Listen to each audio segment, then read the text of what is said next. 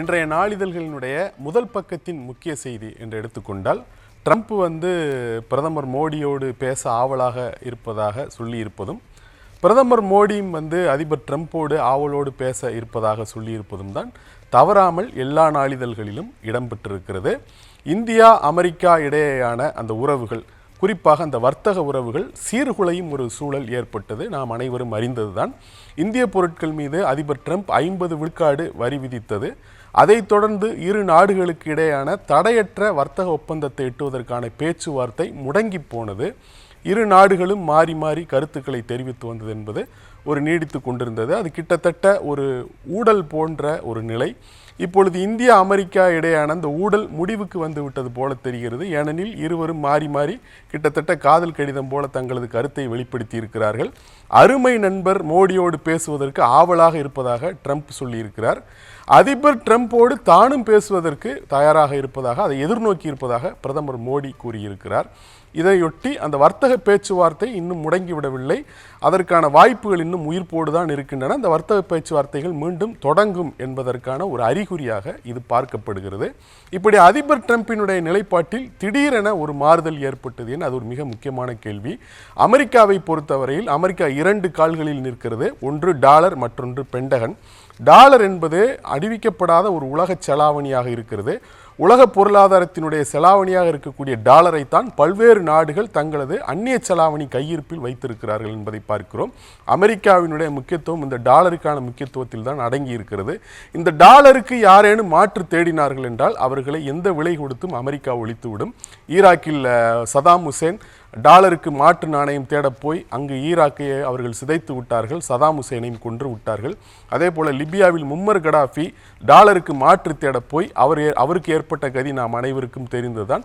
இதே போல ஈரான் போன்ற நாடுகளையும் அமெரிக்கா குறிவைப்பதற்கு இது முக்கியமான காரணம்.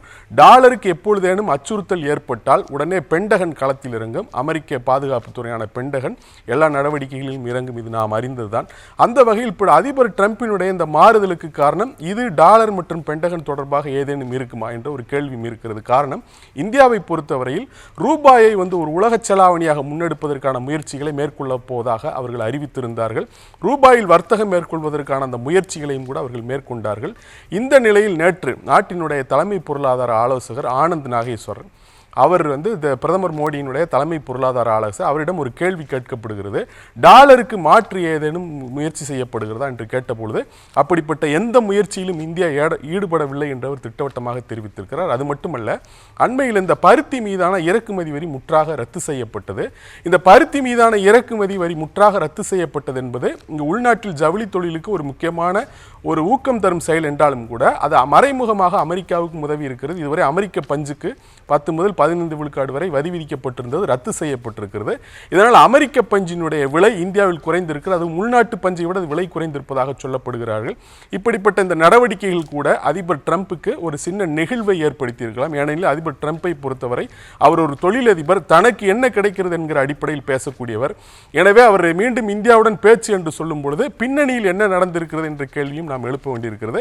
அதே நேரத்தில் பிரதமர் மோடியும் கூட இந்த பேச்சுவார்த்தைக்கு தயாராக இருப்பதாக சொல்லியிருக்கிறார். ஆனால் அதே நேரத்தில் கடந்த காலங்களில் கடந்த சில மாதங்களாக அதிபர் ட்ரம்ப் கூறிய கருத்துக்கள் என்னவானது என்ற கேள்வியும் இருக்கிறது. இந்தியா பாகிஸ்தான் போரை தாண்டேன் நிறுத்தினேன் என்று 40 முறை அவர் சொல்லிவிட்டார். அது மட்டுமல்ல, இந்தியாவை பார்த்தீங்கன்னா வரி விதிப்பில் அத்துமீறல் கூடிய நாடு என்று அவர் சொல்லியிருக்கிறார். அவருடைய ஆலோசகர்கள் இந்தியாவை பற்றி கடுமையான கருத்துக்களை கூறியிருக்கிறார்கள். இவை ஒரு புறம் இருந்தாலும் கூட இந்த இரு நாடுகளும் கூட இந்த மீண்டும் வர்த்தக பேச்சுவார்த்தை தொடங்கும் என்கிற ஒரு நம்பிக்கை ஏற்பட்டிருக்கிறது. இதை தவிர்த்து விட்டு முதல் பக்கத்தினுடைய முக்கிய செய்தி என்று பார்க்கும் பொழுது, நேபாள நாட்டில் ஏற்பட்ட கிளர்ச்சி, ஜென் இசட் என்று சொல்லக்கூடிய அந்த இசட் தலைமுறை இளைஞர்கள் தெருக்களில் இறங்கி கலகம் செய்து நாடாளுமன்றத்திற்கு தீ வைத்து, உச்சநீதிமன்றத்திற்கு தீ வைத்து, முன்னாள் பிரதமர் இல்லத்திற்கு தீ வைத்து ஒரு பெரிய கிளர்ச்சியை நிகழ்த்தி இருக்கிறார்கள். தற்பொழுது அங்கு கிட்டத்தட்ட ஒரு அமைதி திரும்பி இருக்கக்கூடிய சூழல். ஆனால் அந்த அமைதி மயான அமைதி என்று சொல்லப்படுகிறது. காரணம், இராணுவம் தன்னுடைய கட்டுப்பாட்டில் நேபாளத்தை கொண்டு வந்திருக்கிறது. அதே நேரத்தில் நேபாளத்தினுடைய உச்ச நீதிமன்றத்தினுடைய முதல் பெண் தலைமை நீதிபதி சுசீலா கார்கி என்பவர் இனி அந்த நாட்டினுடைய இடைக்கால அரசினுடைய தலைவராக இருக்கக்கூடிய வாய்ப்புகள் இருக்கிறது. அவர் இடைக்கால அரசை வழிநடத்தக்கூடும் என்று தகவல்கள் தெரிவிக்கின்றன. இருப்பினும் கூட 3 பேருடைய பெயர்கள் பரிந்துரை செய்யப்பட்டிருக்கிறது. அதில் சுசீலா கார்கியினுடைய பெயர் முதலிடத்தில் இருப்பதாக சொல்லப்படுகிறது. இந்த செய்தியை பொறுத்தவரையில் இலங்கையில் என்ன காட்சிகள் அரங்கேறினவோ, வங்கதேசத்தில் என்ன காட்சிகள் அரங்கேறினவோ அதே காட்சிகள் தான் நேபாளத்திலும் அரங்கேறின. ஆனால் இலங்கை ஒரு தேர்தலை நடத்தி ஒரு அதிபரை தேர்வு செய்வித்தது. ஆனால் வங்கதேசமோ இராணுவத்தினுடைய கட்டுப்பாட்டில் சென்று இடைக்கால அரசு என்று ஒன்று ஏற்படுத்தப்பட்டு ஒரு பொருளாதார நிபுணரான முகமது யூனுஸை அவர்கள் இடைக்கால அரசினுடைய தலைவராக நியமித்திருக்கிறார்கள். நேபாளமும் கூட அதே பாதையில் தான் செல்கிறது. நேபாளம் இராணுவத்தினுடைய கட்டுப்பாட்டில் வந்திருக்கிறது. இடைக்கால அரசினுடைய தலைவராக ஒரு முன்னாள் நீதிபதி, உச்சநீதிமன்ற முன்னாள் நீதிபதி தலைவராக வரக்கூடும் என்று சொல்கிறார்கள். ஆக அங்கு ஏற்பட்ட அந்த கிளர்ச்சியினுடைய முடிவு என்னவாகி போகிறது, வங்கதேசம் போன்ற ஒரு நிலையில் தான் அது முடியப் போகிறதா என்ற கேள்விகளைத்தான் இந்த நகர்வுகள் ஏற்படுத்தியிருக்கின்றன. காரணம், இந்த நேபாளத்தில் அந்த போராட்டம் நடத்திய இளைஞர்கள் ரூலிங் பார்ட்டிஸுக்கு எதிராக, அதாவது ஆளும் கட்சிகளுக்கு எதிராகத்தான் அந்த கிளர்ச்சியை நடத்தினார்களே தவிர ஆளும் வர்க்கத்திற்கு எதிராக அந்த கிளர்ச்சியை அவர்கள் நடத்தவில்லை.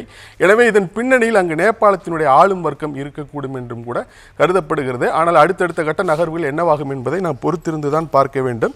அரசியல் அரங்கில் அதிர்வலைகள் என்று எடுத்துக்கொண்டால் இப்பொழுது திமுக அதிமுக மாறி மாறி அந்த குற்றச்சாட்டுகள், ஒருவர் மீது ஒருவர் வைக்கக்கூடிய விமர்சனங்கள் என்பது முக்கியத்துவம் பெற்றிருப்பதை பார்க்கிறோம்.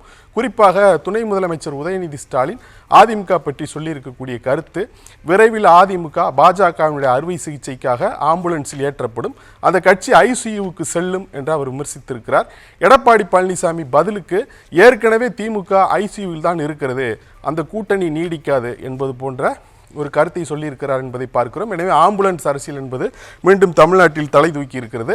இதற்கு நடுவே இந்த ஓபிஎஸ், டிடிவி தினகரன் போன்றோரை அதிமுகவில் சேர்ப்பதற்கான அந்த முயற்சிகள், அது தொடர்பான கருத்துகளும் கூட பேசப்படுகின்றன. டிடிவி தினகரனை பொறுத்தவரை எடப்பாடி பழனிசாமியை தவிர வேறு யார் முதலமைச்சர் வேட்பாளராக வந்தாலும் தான் ஏற்க தயார், மீண்டும் தேசிய ஜனநாயக கூட்டணியில் இணைய தயார் என்று சொல்லியிருக்கிறார். ஆனால் ஓபிஎஸ்ஐ பொறுத்தவரை தனக்கு அப்படிப்பட்ட நிபந்தனை ஏதும் இல்லை, நிபந்தனைகள் ஏதுமின்றி தான் அதிமுகவில் மீண்டும் இணைந்து பணியாற்ற தயார் என்று சொல்லியிருக்கிறார். அந்த வகையில் இருவருக்கும் இடையே ஒரு கருத்து வேறுபாடு இருப்பது போல தெரிகிறது. இதற்கு நடுவே செங்கோட்டையன் பிரதமர் மோடியை உலகத் தலைவர் என்றும் அமித்ஷாவை இந்தியாவினுடைய இரும்பு மனிதர் என்றும் வர்ணித்திருக்கிறார். இவர்கள் இருவருக்கு பிறகுதான் அவர் எம்ஜிஆர் ஜெயலலிதா பற்றி குறிப்பிட்டிருக்கிறார். அந்த வகையில் இப்பொழுது அவருக்கு பிரதமர் மோடியும் அமித்ஷாவும் பெரியவர்களாக போய்விட்டார்கள் என்பது போன்ற ஒரு விமர்சனங்கள் இருந்திருக்கிறது செங்கோட்டையின் அறிக்கை காரணமாக. அதே நேரத்தில் அடுத்த கட்ட நகர்வு என்ன என்பதை அவர் சொல்லவில்லை. அது தன்னுடைய நகர்வு வெற்றி தருமா என்பதற்கு காலம்தான் பதில் சொல்லும். ஊர் கூடி தேர் இழுக்க வேண்டும் என்பது போன்ற கருத்துக்களை செங்கோட்டையன் சொல்லியிருக்கிறார். அவருக்கும் ஆர்பி உதயகுமாருக்கும் இடையே கூட வார்த்தை மோதல்கள் தடித்திருக்கின்றன என்பதை நாம் பார்க்கிறோம். இதை தவிர்த்து விட்டு பார்க்கும் பொழுது தாவேக தலைவர் விஜயனுடைய சுற்றுப்பயணத்திற்கு அனுமதி வழங்கப்பட்டிருக்கு. திருச்சியில் அவர் 13ஆம் தேதி சுற்றுப்பயணம் மேற்கொள்கிறார். ஆனால் அவருக்கு அங்கு 23 நிபந்தனைகள் விதிக்கப்பட்டிருக்கின்றன என்ற செய்தியும் இடம்பெற்றிருக்கிறது. இதை தவிர்த்து விட்டு இந்த துணை ஜனாதிபதி தேர்தல், அது தொடர்பான செய்திகளும் கூட நாளிதழ்களில் பெரிய அளவில் இடம்பெற்றிருக்கின்றன. காரணம், அணிமாறி வாக்களித்த அந்த 14 எம்பிக்கள் யார்? இந்தியா கூட்டணியைச் சேர்ந்த ஒரு 14 எம்பிக்கள் சிபி ராதாகிருஷ்ணனுக்கு ஆதரவாக வாக்களித்திருக்கிறார்கள். அந்த 14 பேர் யார் என்று தெரியாமல் குழப்பம் நிலவுகிறது. அந்த 14 பேருக்கு நன்றி என்று மத்திய அமைச்சர் கிரண் ரிஜிஜு ஒரு எக்ஸ் பதிவை வெளியிட்டிருக்கிறார். அதே நேரத்தில் இந்தியா கூட்டணியில் இப்படி யார் 14 பேர் அணிமாறி வாக்களித்தார்கள் என்பது தெரியாமல் முழித்துக் கொண்டிருக்கிறார்கள். இப்படிப்பட்டவர்களாக இருக்கக்கூடும் என்றும் தமிழ்நாட்டைச் சேர்ந்த சில பெயரை கூட ஊகமாக சொல்லி கூட அந்த தகவல்கள் உலா வருகின்றன. ஆனால் எதுவும் உறுதிப்படுத்தப்படவில்லை. அதே நேரத்தில் செல்லாத வாக்குகள் அளித்த 10 பேர் யார் என்கிற அந்த குழப்பமும் கூட நிலவுகிறது. அது ஆம் ஆத்மி, ஜார்க்கண்ட் முக்தி மோர்ச்சா, சிவசேனாவின் உத்தவ் தாக்கரேனுடைய சிவசேனாவை சேர்ந்த எம்பிக்கள் இப்படி செல்லாத வாக்குகளை செலுத்தியிருக்கலாம் என்ற தகவலும் கூட வெளியாகி இருக்கிறது. இது அரசியல் அரங்கில் அதிர்வலைகளை ஏற்படுத்தியதாக இருக்கக்கூடியது. புவிசார் அரசியல் நகர்வுகள் என்று பார்க்கும் பொழுது கத்தார் தலைநகர் தோஹா மீது இஸ்ரேல் நடத்திய தாக்குதலுக்கு இந்தியா கண்டனம் தெரிவித்திருக்கிறது. அதே நேரத்தில் அது குறித்து அதிபர் ட்ரம்பிடம் கேட்ட பொழுது அந்த தாக்குதல் தனக்கு ஒன்றும் த்ரில்லிங்காக ஒன்றும் இல்லை என்பது போல அவர் பதில் சொல்லியிருக்கிறார். ஹமாஸ் தலைவர்களை குறிவைத்து தாக்குவதெல்லாம் சரிதான், ஆனால் இந்த தாக்குதல் நடத்திய இடத்தம் தான் பொருத்தமாக இல்லை என்பது போன்ற ஒரு அலட்சியமான பதிலைத்தான் அவர் குறிப்பிட்டிருக்கிறார். இதில் இந்தியாவுக்கும் ஒரு பாடம் இருக்கிறது.